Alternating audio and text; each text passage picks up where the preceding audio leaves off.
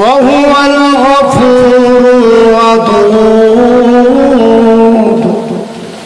ذو العرش المجيد فعال لما يريد هل أتاك حديث جنود فرعون وثمود بل الذين كفروا في تكذيب والله من ورائهم محيط بل هو قرآن مجيد في لوح محفوظ صدق الله العظيم الحمد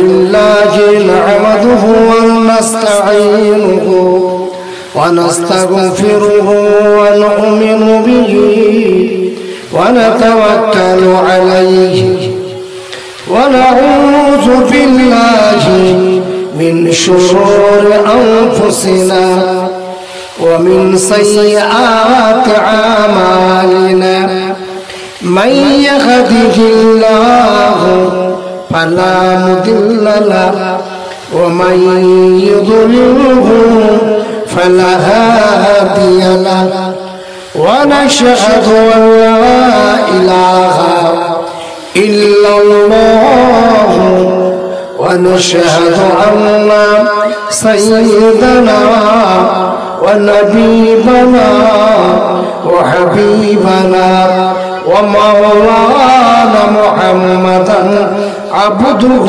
ورسوله أما بعد فقد قال الله تبارك تعالى شان حبيبه إن الله وملائكته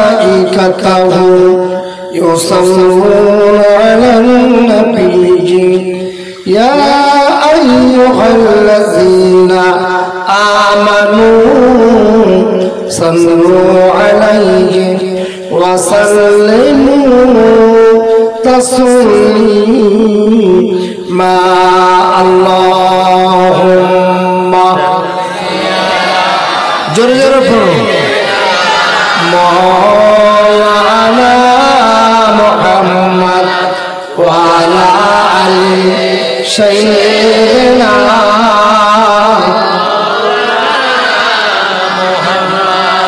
حب أحمد أزله سسيموں میں ہے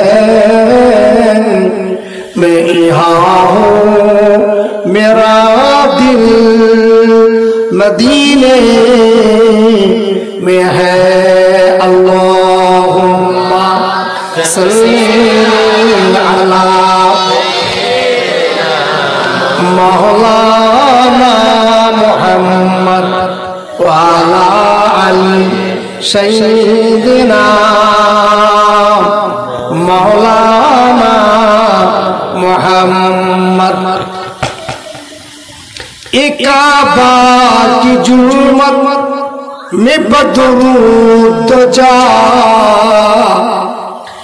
کعبہ کی ظلمت میں بدرود جا کہ نور ہے نور ہر سو مدینے میں ہے اللہم صلی علی سیدنا مولانا محمد وعلى آل سيدنا مولانا محمد پھول تو پھول ہے کاٹو بھی کیا حسن لطف جناتوں سے بڑھ کر مدینے میں ہے اللہم صلی علی سیدنا مولانا محمد وعلى علي سيدنا مولانا محمد بلو لا إله إلا الله لا إله إلا الله لا إله إلا الله محمد رسول الله الله الله الله الله الله الله الله الله الله الله الله لا إله إلا الله محمد رسول الله الحمد لله আল্লাহ দরবারে লাখ লাখ শুকরিয়া আদায় করি যিনি পরম করুণাময় যিনি অসীম যিনি দয়ালু আল্লাহ দরবারে লাখ লাখ শুকরিয়া আদায় করি আল্লাহ তাআলা আমাদের সকলকে এই পবিত্র মাহফিলে বসা তৌফিক দান করেছেন সকলে বলি আলহামদুলিল্লাহ আপনারা সকলে ভালো আছেন তো ভাই আল্লাহ আপনাদের সকলকে ভালো রাখুন আলহামদুলিল্লাহ আপনাদের মসজিদে এশার নামাজ আদায় করলাম মসজিদটা দেখে ভাই জান ভরে গেল আলহামদুলিল্লাহ খুব সুন্দর মসজিদ এই একটা ক্ষুদ্র গ্রামে আপনারা এত সুন্দর টাকা পয়সা নিজেদের হালাল রুজির পরিশ্রম মেহনতের পয়সা দিয়ে মসজিদটা তৈরি করেছে খুব সুন্দর লেগেছে এখনকার মডেল যুগে মসজিদে ছিমছাম হলে ছেলে পুলেদের ভালো লাগে চলো মসজিদে যাই কত সুন্দর মসজিদ এবার মসজিদ তৈরি করতে গেলে মসজিদের খোরাকেরও প্রয়োজন হয় আল্লাহ আপনাকে জিজ্ঞাসা করবেন না যে মসজিদ কেন তৈরি করবে এটা আল্লাহ আপনাকে জিজ্ঞাসা করবেন না মসজিদ তৈরি করা মানে হলো নিজের পাপের বোঝাটা ঘাড়ে চেপে গেল মসজিদ যখন বিরান যখন হবে মসজিদ তখন তার জন্য যখন বদদোয়া করতে থাকবে যাই হোক তো আল্লাহ শুকরিয়া আদায় করি আলহামদুলিল্লাহ মসজিদটা খুব সুন্দর হয়েছে তৈরি করছে আর অনেক কাজ বাকি আছে আশা করি ইনশাআল্লাহ আপনাদের দ্বারাই বিশাল বড় একটা কাজ আল্লাহ নিয়েছে আল্লাহ কাছে দোয়া করি আল্লাহ তাআলা আপনাদের সকলকে যেন কামিয়াবি করে সকলে বলুন আমিন যাই সর্বপ্রথমে সর্বজ্ঞ সেই মহান পরম করুণাময় অনন্ত অসীম যিনি চিরঞ্জীব যিনি অক্ষয় যিনি অব্যয় আল্লাহ রাব্বুল আলামিনের দরবারে লাখ লাখ শুকরিয়া আদায় করি তারপর তানা হাবিবে তাবিব আহমদ মুস্তাফা মুহাম্মদ মুস্তাফা সাল্লাল্লাহু আলাইহি সাল্লামের প্রতি লক্ষ লক্ষ দরুদ ও সালাম বর্ষিত হোক তারপর আমার স্নেহের ইমাম সাহেব ও আমার শ্রদ্ধেয় মুসল্লি ভাইরা দিনদার পরেশগার আল্লাহ ভাইরা ও আমার পর্দার আড়ালের গৃহরসী মা ও বোনেরা সকলকে আমার সালাম শ্রদ্ধা শুভেচ্ছা জানাই তারপর আমার ছোট ছোট স্নেহের যে সমস্ত বাচ্চারা কুচো কাচো বসে আছে এদেরকে আমার স্নেহের ভালোবাসা জানাই আল্লাহ রাব্বুল আলামিন আমাদের হেদায়েত দেওয়ার জন্য প্রত্যেক যুগে যুগে নবী পাঠিয়েছে এই পৃথিবীতে 1 লক্ষ কিংবা 2,24,000 পয়গম্বর এসেছে একমাত্র রবকে চেনার জন্য আল্লাহ রাব্বুল আলামিন পৃথিবীতে নবী পাঠিয়েছেন কত পীর ওলি গৌস কুতুব আবদাল সাহাবা হুজুররা এসেছে একমাত্র মানুষকে হেদায়েতের পথ দেখাবার জন্য আল্লাহ তাআলা যেন আমাদের সকলকে যেন হেদায়েত যেন দান যেন করেন সকলে বলুন আমিন বিসমিল্লাহির রহমানির রহমানির রহিম ইয়া আইয়ুহাল্লাযীনা আমানু তাকুল্লাহা হাক্কা তুকাতিহি ওয়া লা তামুতুন্না ইল্লা ওয়া আনতুম মুসলিমুন। আল্লাহ রাব্বুল আলামিন বলেন ইয়া আইয়ুহাল্লাযীনা আমানু, হে বিশ্বের মুমিনরা, হে বিশ্বের ঈমানদার গণেরা, হে দাড়ি রাখনেওয়ালারা, টুপি পরনেওয়ালারা, মসজিদকে আবাদ করনেওয়ালারা, আল্লাহর ভয়তে তোমরা ভীত হয়ে যাও। আল্লাহ রাব্বুল আলামিন বলেন ইয়া আইয়ুহাল্লাযীনা আমানু, হে ঈমানদার গণেরা, বিশ্বাসী গণেরা, ইত্তাকুল্লাহ, আমি আল্লাহ তোমরা আমাকে তোমরা ভয় করো। কোন জিনিসকে ভয় করার দরকার নাই, আমি তোমাদের রব, আমি তোমাদের স্রষ্টা, তোমরা আমাকে তোমরা ভয় করো। কেমন ভাবে তোমরা ভয় করবে? হাক্কা তুকাতিহি, যেমন ভাবে একজন প্রশাসনকে দেখলে, জজকে দেখলে, ম্যাজিস্ট্রেটকে দেখলে, কমান্ডারকে দেখলে, একজন চোর ডাকাত যেমন ভাবে ভয় করে, একজন মুজরিম, একজন অপরাধী মানুষ যেমন ভয় করে, ওই রকম ভাবে আমি আল্লাহ তোমরা আমাকে তোমরা ভয় করো, আমার ভয়তে তোমরা করজোড় হয়ে যাও। আমি আল্লাহ তাআলা তোমাদেরকে নাপাক পানি দিয়ে তৈরি করেছি, অতএব ওই পানি দিয়ে তৈরি করেছি, সেই মহান বিশাল মানবজাতি করে তৈরি করেছি, আমি তোমাদের রব, তোমরা আমাকে তোমরা ভয় করো।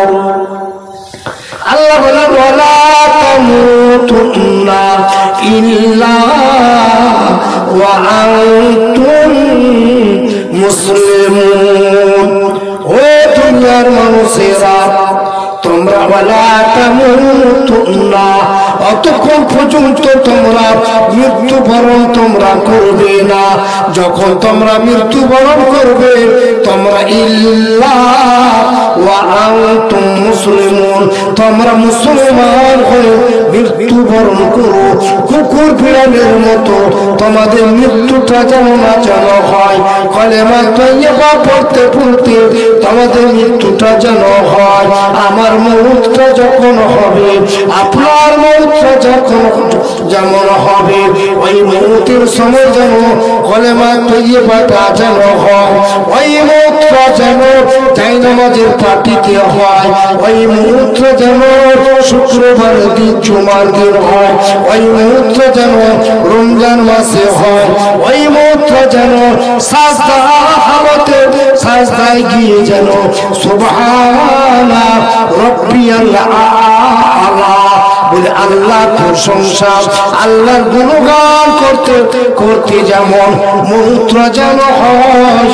আমার আল্লাহ তাআলা বলেন ও দুনিয়ার মানুষেরা, ও ঈমানদার গণেরা, তোমরা জেনে নাও, তোমরা শুনে নাও, ওয়ালা তামুতুন্না, তোমাদের মৃত্যুটা অতক্ষণ পর্যন্ত হবে না ইল্লা ওয়া আনতুম মুসলিমুন, যখন নাকি তোমাদের মৃত্যুটা হবে, ওই মৃত্যুটা যেন মুসলমান রূপে যেন মৌত যেন হয়। জোরে বলুন সুবহানাল্লাহ। তাহলে মৌতটা কেমন ভাবে হবে? মুসলমান রূপে মৌতটা হবে, কুকুর বিড়ালের মতো মৌতটা যেন হয়, মুসলমান বাচ্চা মুসলমানের মতো মৌতটা হবে। আমার আম্মা জানেরা, আমার আব্বা জানেরা, আল্লাহ তাআলা তার হাবিবকে বললেন ও নবী মুহাম্মদ, আমি তোমার উপরে কোরআনে পাক অবতীর্ণ করেছি, এই কোরআনের বাণীটাকে পৃথিবীর মানুষের কাছে তুমি ছড়িয়ে দাও। আল্লাহ তাআলা বললেন ইয়া আইয়ুহার রাসূল, এ আমার নবী, বাল্লিগি, তুমি পৃথিবীর কাছে তুমি পৌঁছে দাও মা উনজিলা ইলাইকা, আমি আল্লাহ তাআলা তোমার উপরে যে কোরআনের বাণীকে আমি তোমার উপর অবতীর্ণ করেছি, এই কোরআনের বাণীটাকে পৃথিবীর মানুষের কাছে তুমি ছড়িয়ে দাও। আমার নবী মুহাম্মদ রাসূলুল্লাহ সাল্লাল্লাহু আলাইহি ওয়াসাল্লাম দয়ার নবী কি করলেন? দ্বীনের দাওয়াত দিতে লাগলেন, মানুষকে দ্বীনের কলমা পড়ার জন্য দাওয়াত দিতে লাগলেন। আল্লাহ নবী ছোটবেলা দিয়ে বাল্যকাল থেকে নিয়ে 40 বছর পর্যন্ত বয়সে আমার নবীকে কেউ কোনো কিছু বলেন না। 40 বছর বয়সে নবী যখন নাকি নবুয়ত পেলেন, সেই সময় আমার নবীর দুশমন বেড়ে গেল, তার আত্মীয় স্বজনরা, ভাই ব্রাদাররা তার দুশমন হয়ে গেল, চাচারা দুশমন হয়ে গেল, গ্রামবাসীরা দুশমন হয়ে গেল, মক্কাবাসীরা দুশমন হয়ে গেল, জন্মস্থানের মানুষেরা তার দুশমন হয়ে গেল। আল্লাহ নবী সত্য কথা বলেছেন, সত্য দিন প্রচার করেছে। ও ভাই জানেরা, আপনারা জেনে নিন, শুনে নিন, আল্লাহ নবী যখন দিনে দাওয়াত দেন, কাফেররা উঠে পড়ে লাগলো, আমার নবী দুশ্মনী করতে লাগলো। আল্লাহ নবী বসে আছেন, হঠাৎ দাহিয়া কালবি বলে একজন কাফির আল্লাহ নবী দরবারে হাজির হলেন। ও ভাই জানেরা, কোন মা যখন নাকি গর্ভবতী হয়, ওই মায়ের সন্তান যখন নাকি প্রসব করে, প্রসব করার পরে দেখি তার একটা টুকটুকে লাল জন্মগ্রহণ করেছে। জনম দুঃখিনীর মা ওই বাচ্চাটাকে কোলে করে নিয়ে আদর করে, হাসি মুখ থাকে না, কান্নার মুখ থাকে। বলুন না, বাচ্চা যখন জন্ম হয় তো জনম দুঃখিনী মা যখন দেখে যে এত কষ্ট করে আমার একটা টুকটুকে একটা লাল হয়েছে, সুন্দর, সে বাচ্চাটাকে কোলে করে নিয়ে মা তখন কি করে? হাসে না কাঁদে? কথা বলুন, হাসে তো। আর এমন একটা জাহেলিয়াতের যুগ ছিল, কাফিরের বর্বর যুগ ছিল। জনম দুঃখিনী মা ওই বাচ্চাটাকে কোলে করে নিয়ে ঝরঝর করে কাঁদতেন, চোখের আঁসুটা টোপে টোপে আল্লাহ জমিনে পড়ে যায়, চোখের আঁসুটা টোপে টোপে ওই বাচ্চার শরীরে পড়ে যায়, মুখে পড়ে, বুকে পড়ে। বাচ্চাটা প্রসব হওয়ার পরে জনম দুঃখিনী মা ওই বাচ্চাটাকে নিয়ে ঝরঝর করে কাঁদে আর বলে, বাবা তুমি পৃথিবীতে এসেছো, আমি জনম দুঃখিনী মা তোমাকে জন্ম দিয়েছি, কিন্তু এই বর্বর কাফিরের যুগে, জাহেলিয়াতের যুগেতে তোমাকে এরা বাঁচিয়ে রাখবে না, তোমাকে বাঁচিয়ে রাখবে না। এই বাচ্চা চোখ একদম কথা বলে না, চুপচাপ একদম। কি মিটিং হচ্ছে তোমাদের? বিরিয়ানির মিটিং হচ্ছে, 3 দিন বিরিয়ানি হচ্ছে, খাবে তোমরা, চুপচাপ একদম কোনো কথাবার্তা বলবে না, চুপচাপ থাক। আল্লাহর নবী বসে আছেন সাহাবা কেরামদেরকে নিয়ে, দাহিয়া কালবি আসছেন। দাহিয়া কালবি একজন কাফের, 700 জন তার আন্ডারে কাফের ছিল, 700 কাফের তিনি লিডার ছিলেন। নামটি মনে রাখবেন, দাহিয়া কালবি। হাদিস পাকের মধ্যে আছে, দাহিয়া কালবি আল্লাহ নবী দরবারে এসে বলছেন, আসসালাতু ওয়াসসালামু আলাইকা ইয়া রাসূলুল্লাহ হুজুর আসসালাতু ওয়াসসালামু আলাইকা ইয়া নবীল্লাহ হুজুর আমি আপনার দরবারে এসেছি আমার নবী আপনার নবী আল্লাহ রাসূল কত বড় আকরাম কত বড় চরিত্রবান আল্লাহ নবীর আদর্শ দেখুন আল্লাহ নবীর সম্মান দেখুন আমার নবী তো আলার বাদে সাজদা করলেন নিজের গায়ের চাদরটা খুলে নিলেন খুলে নেওয়ার পরে ওই দাহিয়া কালবি এসেছে একজন কাফের এসেছে নবীর একজন দুশমন এসেছে নবীর একজন জানি দুশমন এসেছে একজন বেঈমান এসেছে একজন বেদীন এসেছে একজন কাফের এসেছে ওই কাফের সম্মানের জন্য আমার নবী আপনার নবী রাসূলুল্লাহকে পয়গম্বর কি করলেন নিজের শরীরে চাদরটা খুলে ওই কাফের দাহিয়া কালবির জন্য চাদরটা জমিনে বিছিয়ে দিয়েছে আর বলছে ও দাহিয়া কালবি তুমি এই চাদর উপরে তুমি বসো কি ভাই বুঝতে পারছেন কোন মুসলমানের জন্য কি চাদর বিছানো কার জন্য বিছিয়েছে একজন কাফির একজন বেঈমান শত শত সাহাবাদেরকে শহীদ করেছে নবীর দরবারে এসেছে আল্লাহ নবী জানতেন ও কাফির ও বেঈমান ও বেদী তা সত্ত্বেও তাকে অপমান করলেন না ঘৃণা করলেন না রাসূল চাদরটাকে বিছিয়ে দিলেন বিছিয়ে দিয়ে বলছে না এখানে বসো ও ভাই জানেরা আমার আম্মা জানেরা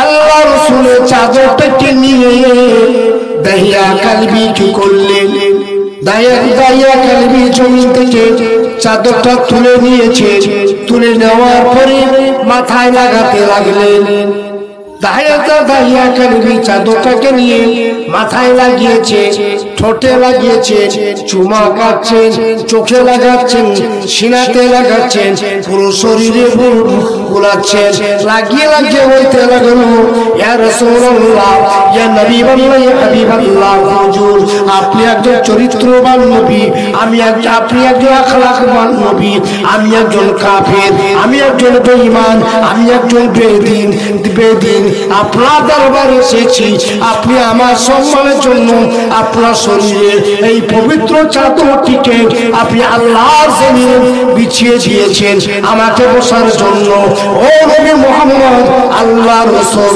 আমি একজন নাপাক আমি একজন অধম আমি একজন অপবিত্র আমি একজন কাফের আমি একজন বেঈমান বেদীন আমি আপনার চাদরে বসার উপযুক্ত নয় ইয়া রাসূলুল্লাহ আমি আপনার চাদরে আমি বসতে পারি না দাহিয়া কালবি চাদরটিকে নিয়ে একবার চোখে লাগায় একবার মুখে লাগায় একবার মাথায় লাগায় একবার ঠোঁটে লাগায় সিনাতে লাগায় ঝরঝর করে কাঁদি আর বলে ইয়া রাসূলুল্লাহ আমার মতো নাপাক আর পৃথিবীতে কেউ নাই আমার মতো পাপী পৃথিবীতে আর কেউ নেই আমার মতো জানি দুশমন আপনার আর পৃথিবীতে কেউ নেই ইয়া রাসূলুল্লাহ আমি এই চাদরে বসার উপযুক্ত নাই দাহিয়া কালবি ঝরঝর করে কাঁদেন আল্লাহ নবী চাদরটিকে নিয়ে আল্লাহ নবী বলেন ও দাহিয়া কালবি বলো বলো কেন তুমি ঝরঝর করে তুমি কাঁদো ও দাহিয়া কালবি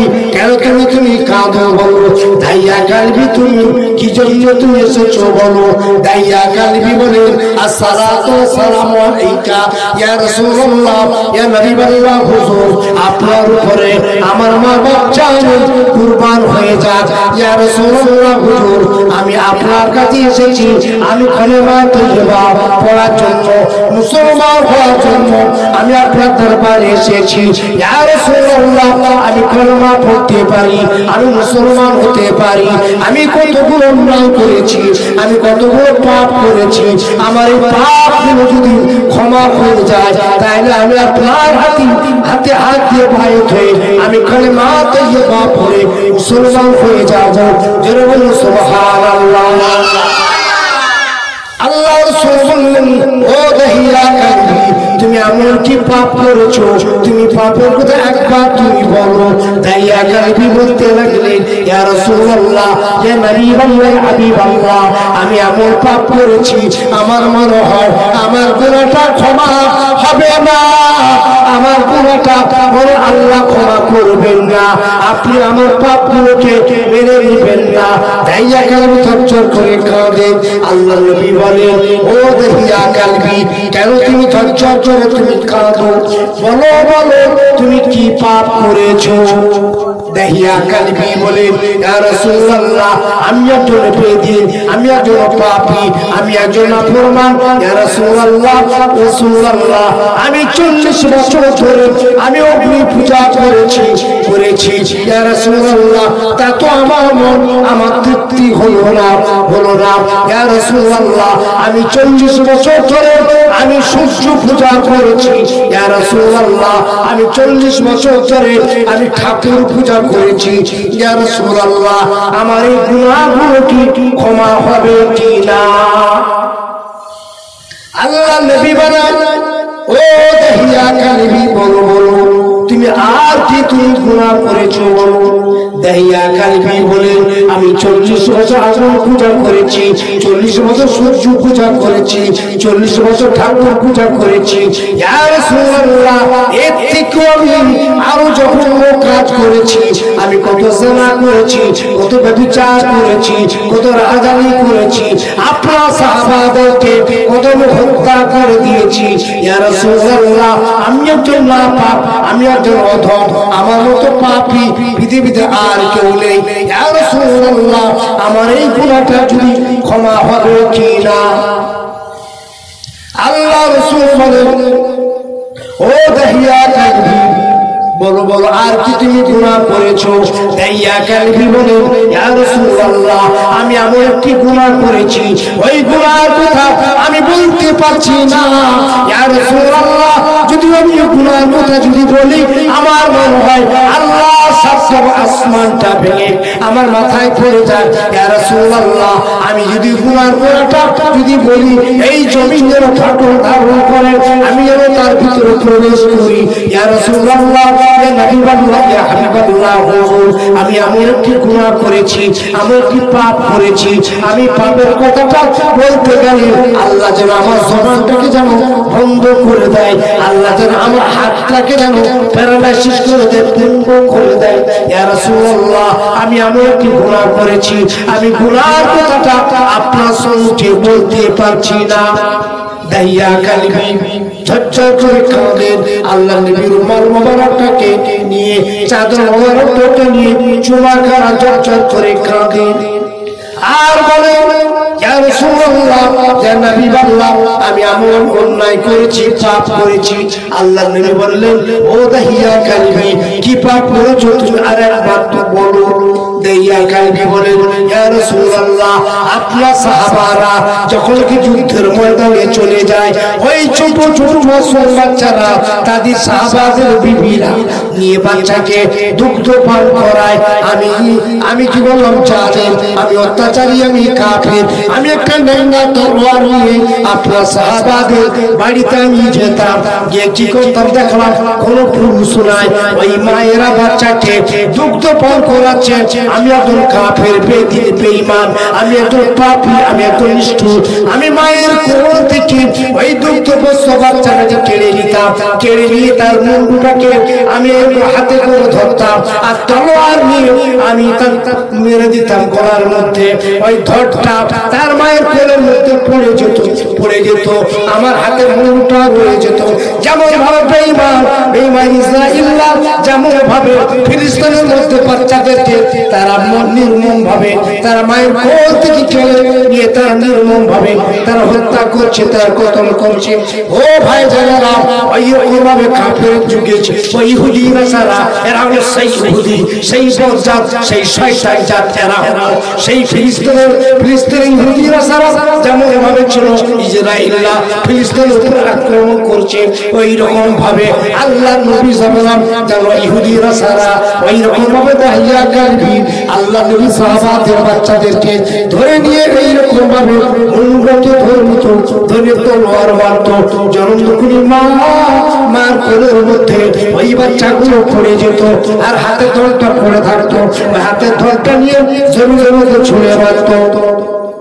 দাইয়া কালবি বলে, ইয়া রাসূলুল্লাহ, ইয়া হাবিবাল্লাহ, হুজুর, আমি প্রত্যেক দিন 70টা করে বাচ্চাকে এইরকম ভাবে আমি হত্যা করতাম। আমার মতো পাপী, আমার মতো নিষ্ঠুর পৃথিবীতে আর কেউ নেই। আমার নাম হলো দাইয়া কালবি। ইয়া রাসূলুল্লাহ, আমি কত অন্যায় করেছি, কত পাপ করেছি। ইয়া রাসূলুল্লাহ, আমার কি এই গুনাহটা ক্ষমা হবে কিনা? হাদিস পাকের মধ্যে আছে, আল্লাহ নবী দাইয়া কালবি কথাটা শুনে একটা আঙুলে হাতটাকে নিয়ে দাঁতের মধ্যে কিরাম সস করছেন, হায়রে ওরে তোর মতো পাপী, তোর মতো নিষ্ঠুর পৃথিবীতে আমি কোনোদিন এইরকম ভাবে দেখিনি। আমার সাহাবারা ব্যবসা বাণিজ্য করার জন্য ঘর ছেড়ে তারা চলে যেত, যুদ্ধের ময়দানে চলে যেত, আর বাড়ির মধ্যে ঢুকে ভাই মায়েদের কোল থেকে বাচ্চাগুলোকে কেড়ে নিয়ে নির্মম ভাবে তুই তাদের হত্যা করেছিস। মাকে ওই বাচ্চাগুলোকে মার করে পড়ে থাকতো। জনম দুঃখিনী মায়েদের অবস্থা কি হতো? তাই মায়েরা বলে, ওরে বাবা, আমি বাচ্চা জন্ম দিয়েছি, জন্ম দেওয়ার পরে ওই বাচ্চারা কোনো কোনো জনম দুঃখিনী মারা কান্নাকাটি করতো, তাদের মধ্যে হাসি ফুটতো না। জাহেলিয়াতের যুগে এইরকম ছিল। দাইয়া কালবি বলে, ইয়া রাসূলুল্লাহ, আমার এই গুনাহটা ক্ষমা হবে কিনা আপনি বলুন। আল্লাহ নবী ঝরঝর করে কাঁদেন। দাইয়া কালবি নির্মম ভাবে মাসুম বাচ্চাদেরকে হত্যা করার কথাবার্তা শুনে আমার নবী, আপনার নবী ঝরঝর করে কাঁদেন। আল্লাহ নবী বলেন, ও দাইয়া কালবি, তোমার মতো নিষ্ঠুর পাপী পৃথিবীতে আর দেখি নাই। দাইয়া কালবি বলেন, ইয়া রাসূলুল্লাহ, আরো একটা কঠিন ধরনের আমি পাপ করেছি। ওই পাপের কথাটা যখন আমার মনে হয়, আমার জানটা ফেটে যায়, কলিজাটা শুকনো হয়ে যায়, হাত পাগুলো থরথর করে, আমার চোখটা যেন অন্ধ হয়ে আসে। এর থেকে যখন আমি একটা পাপ করেছি, ওই পাপের কথাটার জন্য যখন আমার মনে হয়, আমি রাত্রের বেলা ঘুমাতে পারি না, দিনের বেলা চলাফেরা করতে পারি না, খাওয়া দাওয়া ভালোভাবে করতে পারি না, স্ত্রীর সঙ্গে কথাবার্তা বলতে পারি না, পাড়া প্রতিবেশী আত্মীয়স্বজনের বাড়িতে আমি যেতে পারি না। ইয়া রাসূলুল্লাহ, ইয়া হাবিবাল্লাহ, হুজুর, আমি আরো যখন আমি একটা পাপ করেছি এমন, সেই পাপের কথা যখন আমার মনে হয়, আমি ছটছট করতে থাকি, আমার ঘুমটা হারাম হয়ে যায়। ওই পাপের কথাটা, পাপকে ক্ষমা করার জন্য আমি আপনার দরবারে এসেছি। আমি কলমা পড়ে মুসলমান হয়ে যাব। জোরে বলুন সুবহানাল্লাহ। আল্লাহ নবী বলেন, ও দাইয়া কালবি, বলে নিষ্ঠুরতা তুমি পাপ করেছ। সাহাবার বাচ্চাদেরকে নির্মম ভাবে প্রত্যেক দিন 70টা বাচ্চা করে তুমি হত্যা করেছ। এর চেয়ে জঘন্য তুমি কি পাপ করেছ বলো?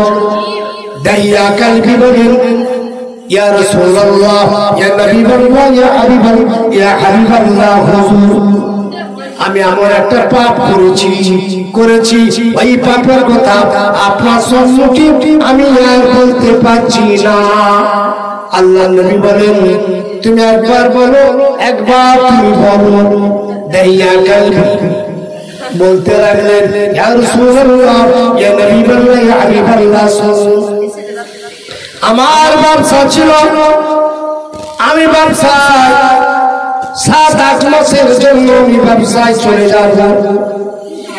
আমি কি করলাম, আমার স্ত্রীকে বলে গেলাম, ও বিবি, তুমি শুনে নাও, তুমি জেনে নাও বিবি, তোমার গর্ভ হয়েছে, এই গর্ভের মধ্যে যদি পুত্র সন্তান হয়, তাহলে ওই বাচ্চাটাকে তুমি রেখে দেবে, লালন পালন করবে।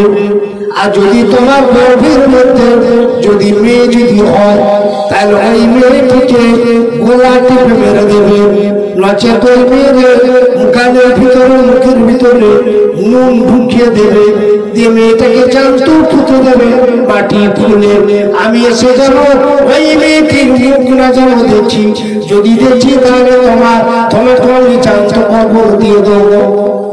এই কথা নিজের স্ত্রীকে বলে দাইয়া কালবি বলে, হুজুর ইয়া রাসূলুল্লাহ, আমি চলে গিয়েছি ব্যবসা বাণিজ্য করার জন্য, আমি চলে গিয়েছি 7-8 বছর পরে আমি আসবো। বিবিকে নসিহত করে গিয়েছি, আমি চলে গেলাম। আমার বিবি প্রসব করেছে, ছেলে হয়নি, একটা মেয়ে হয়েছে। আরবের মক্কার বুকে নারীরা অতি সুন্দরী, অতি সুন্দরী। মক্কা মুআজ্জামায় গিয়ে দেখেছি সেরকম নারীদেরকে দেখতে পাওয়া যায় না, তবু দু একটা নারীদেরকে দেখতে পাওয়া যায় অপূর্ব, তারা সুন্দরী। মদিনায় গিয়ে দেখেছি তারা অপূর্ব, তারা সুন্দরী। রাসূলের দেশের নারীরা এত সুন্দর, এত সুন্দর, বিশ্ববিখ্যাত তারা নারী। রমণীগুলো দেখতে সুন্দরী। ওই ছোট বাচ্চা, 19 মাস বাচ্চা, দাইয়া কালবি বলে, আমার স্ত্রীর গর্ভ থেকে ছোট একটা বাচ্চা হয়েছে সোনামণি। ওই বাচ্চাটাকে কোলে করে নিয়ে আমার স্ত্রী বলে, আমার স্বামী বলেছে মেরে দিতে, জ্যান্ত কবর দিতে বলে দিয়েছে, গলা টিপে মারতে বলেছে। না, আমি গলা টিপে মারতে পারবো না। এই মেয়েটি কি কষ্ট করে প্রসব করেছি, এই মেয়েটি কি বড় হবে, লালন পালন করবো। আমার যতদিন না আমার স্বামী না আসে, ততদিন আমার বাড়িতে ওই মেয়েটি লালন পালন হবে। স্বামী যখন এসে যাবে তখন তার কথাবার্তা আলাদা হবে। এই বলে 5-6 বছর ধরে ওই মেয়েটিকে তার জনম দুঃখিনী মা খাইয়ে দাইয়ে তাকে বড় করে তাকে মানুষ করলো। যখন দাইয়া কালবি বাড়িতে আসার সময় হয়ে গিয়েছে, বিবির কলিজাটা শুকনো হয়ে যাচ্ছে। হায়রে আমার দুশ্মন, আমার পাপি, আমার স্বামী বাড়িতে আসতেছে। আমার এই মেয়েটি সোনামণিটাকে, এই মেয়েটিকে আমি কোথাও নিয়ে রাখবো। যাই হোক এই মেয়েটিকে নিয়ে নানার বাড়িতে আমি পাঠিয়ে দিই। এইবার ওই মেয়েটিকে নিয়ে তার মা কি করলো, তার নানার বাড়িতে পাঠিয়ে দিয়েছে। দাইয়া কালবি বাড়িতে এসেছে, আসার পরে বিবিকে জিজ্ঞাসা করছে, ও বিবি বেগম সাহিবা, তুমি বলো তোমার গর্ভের মধ্যে তোমার কি বাচ্চা ছিল? বিবি তখন বলে, স্বামী গো, আমার গর্ভের মধ্যে একটি মেয়ে বাচ্চা ছিল। ওই মেয়েটিকে আমি জানতো মেরে দিয়েছি, খবর দিয়ে দিয়েছি। তাই নাকি? বলে হ্যাঁ। তাহলে খুব ভালো কাজ করেছো। এই বলে সংস্কৃতিতে তারা আনন্দ ফুর্তি করতে থাকে। ওই মেয়েটি তার নানার বাড়িতে বড় হতে লাগে। এইবার দাইয়া কালবি তার স্ত্রীকে বলে, চলো একবার শ্বশুর বাড়িতে যাই। দাইয়া কালবি কি করলেন, তার যে স্ত্রীকে নিয়ে শ্বশুর বাড়িতে এসেছেন। যখন শ্বশুর বাড়িতে এসেছেন, ওই মেয়েটির নাম ছিল জামিলা, উম্মে জামিলা। বেটার নাম কি ছিল? উম্মে জামিলা। ঘটনাটা মন দিয়ে শুনুন। দাইয়া কালবি যখন শ্বশুর বাড়িতে গিয়েছে, সঙ্গে সঙ্গে তার নানি মেয়েটিকে নিয়ে লুকিয়ে রেখেছে, তার জামাইয়ের সম্মুখে পার করে না। দাইয়া কালবি শ্বশুর বাড়িতে গিয়ে আনন্দ ফুর্তি করছে। লোকেরা বলছে, দেখো ও উম্মে জামিলা, ও জামিলা, ওই যে লোকটি এসেছে, ওই লোকটি হলো তোমার আব্বা জান, ওই লোকটি হলো তোমার আব্বা জান।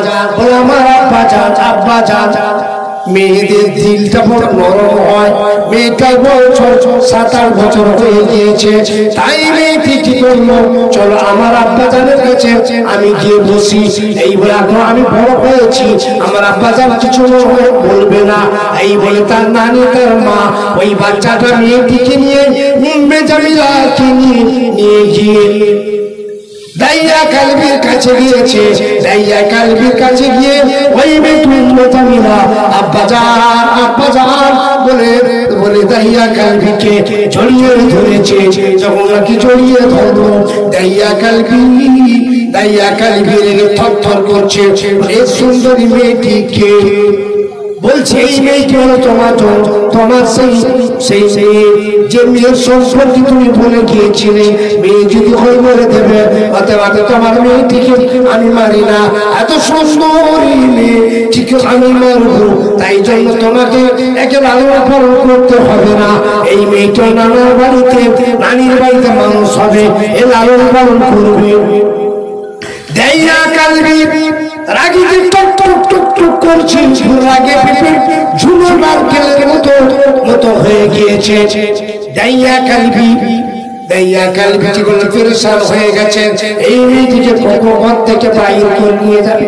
দেয়া কালবি বললেন যা হওয়া হয়ে গিয়েছে, এত সুন্দরী মেয়ে, এই মেয়েটিকে নিয়ে আমি বাড়ির মধ্যে নিয়ে যাব, এই মেয়েটিকে লালন পালন করবো, এই মেয়েটিকে আমি বিবাহ দেবো।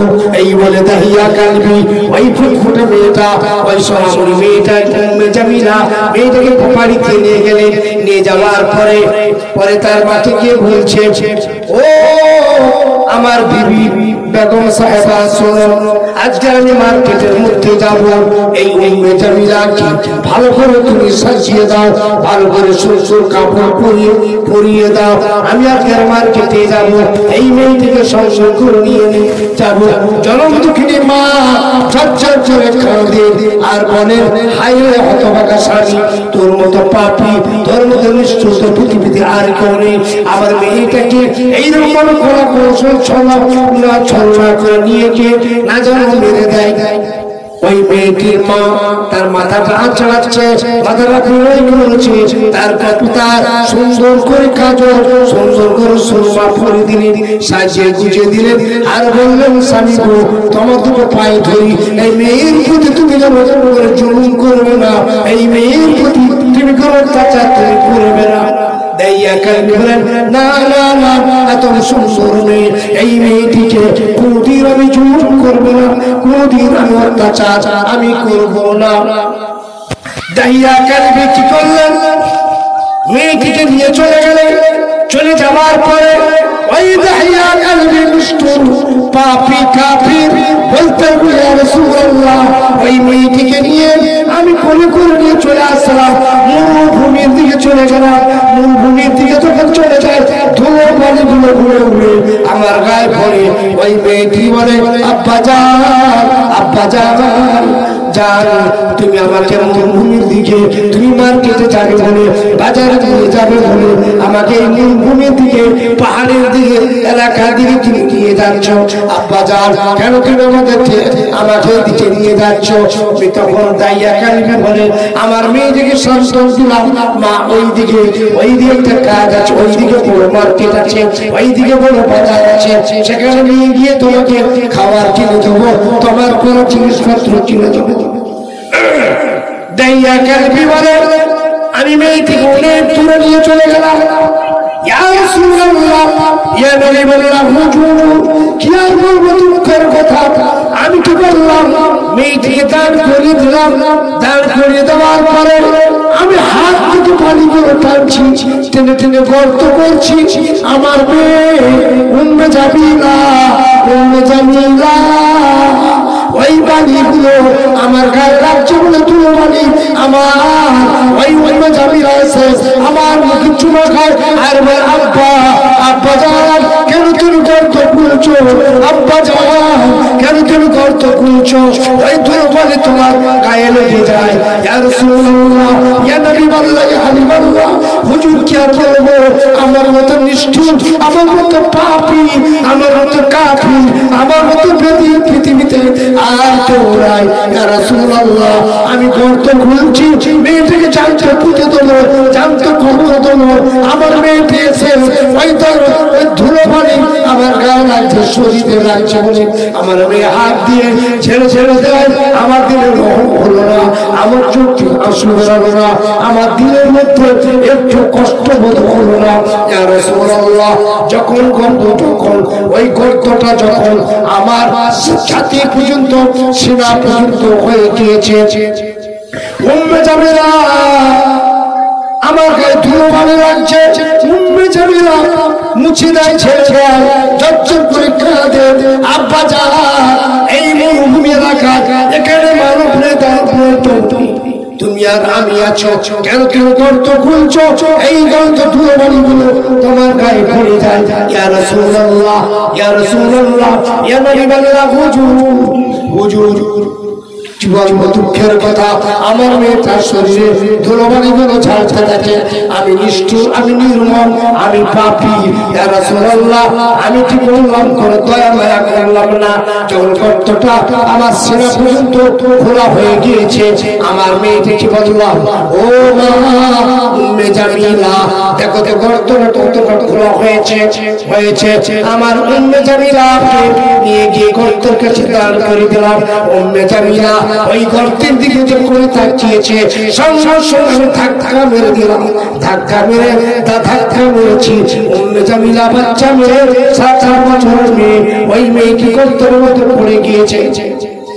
যখন এই গর্তের মধ্যে পড়ে গিয়েছে, আমি সঙ্গে সঙ্গে করলাম ওই বালিগুলো নিয়ে, পাথরগুলো নিয়ে ওই গর্তের মধ্যে আমি চাপা দিচ্ছি। উম্মে জামিলা ঝরঝর করে কাঁদে আর ডাকে আব্বাজান, আব্বাজান, আব্বাজান, ও আব্বাজান, আমি কি অন্যায় করেছি? আমি কি পাপ করেছি? আব্বাজান, আমাকে মেরো না, আমাকে মেরো না। ও আব্বাজান, আমি আমার নানির বাড়িতে থাকবো, আমি তোমাকে প্রতি জুলুম করবো না, তোমাকে খাওয়ার কথা বলবো না, কোনো জিনিস তোমাকে চাইবো না, জামা কাপড় চাইবো না। ও আব্বাজান, আমার হাতটা তো আমাকে তুলে নাও। তাই একাডেমি বলেন, ইয়া রাসূলুল্লাহ, ইয়া নবীল্লাহ, হুজুর কি আর বলবো দুঃখের কথা। আমার উম্মে জামিলা ঝরঝর করে কাঁদি, আব্বা আব্বা বলে ডাকে।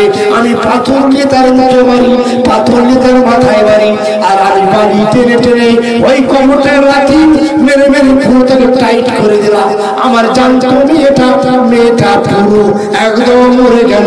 যখন দেখলাম মরে গিয়েছে, পুরো তার মাথা থেকে তার মুখ থেকে রক্ত ঝরছে। যখন মরে গেল, আমি পুরো মাটিটা চাপা দিয়ে দিলাম। ইয়া রাসূলুল্লাহ, ইয়া নবীল্লাহ, আমার সেই উম্মে জামিলা, ওই মেয়েটি যখন আমাকে আব্বা আব্বা বলে ডেকেছিল, ইয়া রাসূলুল্লাহ, তার সেই কান্নার আওয়াজ, তার নুরানি চেহারাটা আমার চোখের উপর পড়ে। আমি বলি, আল্লাহ আমাকে অন্ধ করে দাও, আল্লাহ আমার দিলটা শুকিয়ে দাও, আল্লাহ আসমান যেন মাথার উপরে পড়ে যায়। ইয়া রাসূলুল্লাহ, আমার সেই উম্মে জামিলার কথাটা আমি এখনো পর্যন্ত আমি ভুলতে পারি না। ইয়া রাসূলুল্লাহ, ইয়া নবীল্লাহ, ইয়া হাবিবাল্লাহ, আমি এত গুনাহ করেছি, এত পাপ করেছি, আমার কি গুনাহ ক্ষমা হবে কি না? ক্ষমা হবে কি না? যদি আমার গুনাহ ক্ষমা যদি হয়ে যায়, আমি দাইয়া কালবি, আমি তাকে কলেমা পড়ে আমি মুসলমান হয়ে যাব। সুবহানাল্লাহ। ও বাজারেরা, দাইয়া কালবি, এইরকম ভাবে ঘটনা যখন শোনালে, আমার নবী, আপনার নবী মুহাম্মদ রাসূলুল্লাহ সাল্লাল্লাহু আলাইহি ওয়াসাল্লাম করে কাঁদে আর বলে, ও দাইয়া কালবি, আমি নবী সহ্য করতে পারলাম না তোর এই নিষ্ঠুরতা দেখে, তোর এই কাফেরি দেখে, এই নির্মম হত্যা মাসুম বাচ্চা, নিষ্পাপ বাচ্চা, নিজের জন্ম দেওয়া বাচ্চাকে এরকম ভাবে কি হত্যা করেছিস? বলি, ইয়া রাসূলুল্লাহ, এইভাবে হত্যা করার পরে আমি বাড়িতে এসেছি। আমি যখন একটি বাড়িতে এসেছি, বাড়িতে আসার পর আমার বিবি জিজ্ঞাসা করছে, ও স্বামী, তুমি তো আসলে একা, নিয়ে গিয়েছিল জামিলা, ওই জামিলাটা কোথায়? জামিলা কোথায়? জামিলা কোথায়? আমি বিবিকে বলি, বিবি, জামিলা কথা যদি বলেছো, তোমার টুটিটা টিপে দেবো, গলাটা টিপে দেবো। তোমাকে বলেছিলাম, তোমার গর্ভে যদি মেয়ে যদি হয়, তার গলাটা টিপে খবর দিয়ে দেবে। আর তুমি অবশ্য ধোঁকাবাজি করেছো, প্রতারণা করেছো। ওই মেয়েকে আমি রাখতে চাই না, মেয়েকে রাখতে চাই না। ওই মেয়ে বড় হবে, ওকে বিবাহ দিতে হবে। মুহাম্মদ একজন মহাপুরুষ জন্মগ্রহণ করেছে, মুহাম্মদ ধরে ধরে কৃতদাসী বানাবে। না না, আমার মান চলে যাবে, সম্মান চলে যাবে। আমি নারীকে ভালোবাসি না, নারীকে মহব্বত করি না, নারীকে প্রেম করি না। তাই জন্য আমি ওই বাচ্চাটাকে আমি মেরে দিলাম। ও বিবি, তুমি যদি বাড়াবাড়ি যদি কিছু বলো, তোমার পর্যন্ত জীবনে আমি শেষ করে দেবো। ইয়া রাসূলুল্লাহ, আমার নির্মল, আমার পাপিষ্ঠ দেখে আমার বিবি ঝরঝর করে কাঁদতে থাকে। ইয়া রাসূলুল্লাহ, আমার মতো পাপী, আমার মতো কাফির, আমার মতো বেদী, আমার মতো বেঈমান, আমার মতো নিষ্ঠুর, আমার মতো নির্মল পৃথিবীতে আর কেউ নেই। ইয়া রাসূলুল্লাহ, আমি এই গুনাহগুলো করেছি, আমার এই গুনাহ যদি ক্ষমা যদি হয়ে যায়, আমি কলেমা তাইয়্যিবা পড়ে মুসলমান হয়ে যাব। জোরে বলুন সুবহানাল্লাহ। নারায়ে তাকবীর, নারায়ে তাকবীর। আল্লাহ নবী ঝরঝর করে কাঁদে, চুপ করে বসে আছে। আল্লাহ রাব্বুল আলামিন বলেন, ও জিবরাইল, তুমি যাও যাও, এই জমিনের মধ্যে যাও, আমার নবীর কাছে যাইয়া কালবি গিয়েছে মুসলমান হওয়ার জন্য। এত পাপ করেছে মুসলমান হওয়ার জন্য, তার পাপ থেকে পরিষ্কার হওয়ার জন্য, পবিত্র হওয়ার জন্য নবীর দরবারে গিয়েছে। ও জিবরাইল আমিন, তুমি যাও। জিবরাইল আমিন আসলে এসে আমার নবীকে এসে বলছে, আসসালাতু ওয়াসসালামু আলাইকা ইয়া রাসূলুল্লাহ, আসসালাতু ওয়াসসালামু আলাইকা ইয়া নবীয়াল্লাহ, আসসালাতু ওয়াসসালামু আলাইকা ইয়া হাবিবাল্লাহ, হুজুর কারাকাল্লাহু আলাইকা সালাম ইয়া রাসূলুল্লাহ। আল্লাহ তাআলা আপনাকে সালাম জানিয়েছে। আল্লাহ তাআলা বলে দিয়েছে, ওই দাইয়া কলবিকে একবার আপনি কলমা পড়িয়ে দে। দাইয়া কলবি জিন্দেগিতে যত রকমের গুনাহ করেছে, 40 বছর সূর্য পূজা করেছে, 40 বছর আগুন পূজা করেছে, 40 বছর মূর্তি পূজা করেছে, শত শত শত হাজার হাজার বাচ্চাদেরকে হত্যা করেছে, নিজের জন্মদুয়া মেয়ে জামিলা খাতুনকে শেষ করে দিয়েছে, জান্ত কবর দিয়ে দিয়েছে। ও নবী মুহাম্মদ, দাইয়া কলবি যদি একবার অন্তর দিয়ে খালেস দিলে, একাগ্র চিত্তে এক আল্লাহ বলে মেনে নিয়ে আপনার হাতে হাত দিয়ে ভয় পায়, যদি পবিত্র কলেমা তাইয়্যিবা যদি পড়ে যদি নাই, আল্লাহ তাআলা দাইয়া কলবির সমস্ত জিন্দেগির গুনাহকে ক্ষমা করে দিবে। বল সুবহানাল্লাহ। दिल इश्क़े मोहम्मद में, दिल इश्क़े मोहम्मद में दीवाना अगर होगा तो 200 के शोर उस पे क्या असर